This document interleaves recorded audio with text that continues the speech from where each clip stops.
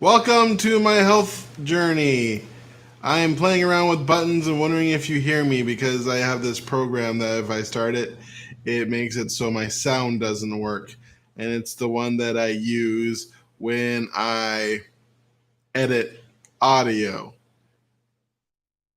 So if my house is feeling nicer because I have stuff cleaned, it's always nice to have things cleaned. But basically, this is about, I'm going to talk about sugar. Sugar is my enemy. You have to know yourself. To thine own self be true, from Hamlet. Petronius, I believe, said that. I remember that from Clueless. I might be wrong. It's not like I know my Shakespeare. But it's just having to know myself and what hits me. Every time I lower sugar a lot, make sure I don't eat too much or cut it out altogether, that's when I do better in these. And by sugar, I almost mean not non-processed, very processed carbohydrates. Because for what I read, your body deals with it as granulated sugar, like uh, breads and stuff. And it doesn't matter for me if it's wheat breads or even pastas because I just want to eat it all. And I just feel the cravings all the time is when I eat meat, cheese, vegetables, and go more low carb, like I was talking about my last one. I'm not hungry. I mean, even today I did end up eating one of my steaks for dinner, but I don't feel hungry now. And like I would if I were to eat ice cream like I usually do, or eggs, or not eggs. Eggs do a good job as well. Pretty much just every time in the past where I've done well, it's when I go low carb.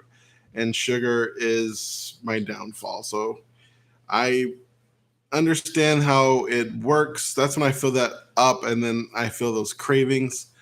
And it's been since Sunday since I've ate sugar. No, I did. I forgot. I started Saturday. It's been Friday, so tomorrow will be a week. And I'm sure what's going to start happening now are the dreams. I don't know if you ever stopped eating sugar for a brief period of time, but I know I do. And when I do, I get vivid eating dreams where I start eating sugar and all those fun things. And I just want it so bad. It's an addiction for me. It's something that I really have to be cognizant of. It's almost like it's my drug of choice.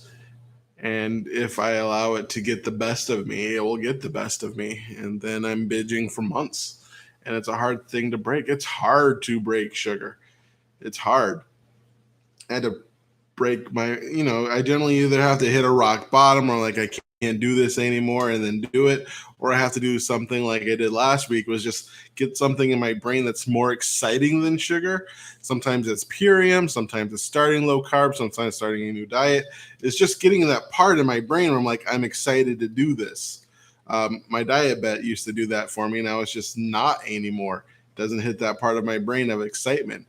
So apparently I just need to, when I'm getting at that point of sugar starting to take over my body, I need something new and exciting to do. So like a 3-5 day program of something that's like boom. So next time I do this, I'm just going to buy another 1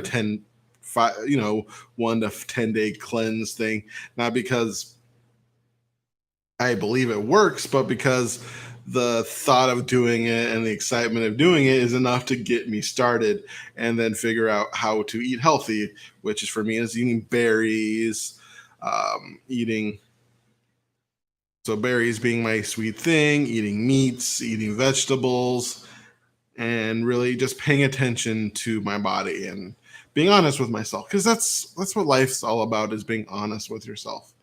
And that's hard. It's really hard. A lot of times you can't be honest with yourself until after you're done lying to yourself. And I know from experience, I can lie to myself for 2 to 3 years about something. It's really simple. So I just have to be honest. Sugar is my enemy, and hope you listen to this after that terrible beginning. I wonder if I'll be able to trim it. If the beginning was fine, I did some editing. So much love. That light does not provide much light. Oh, anyway, bye.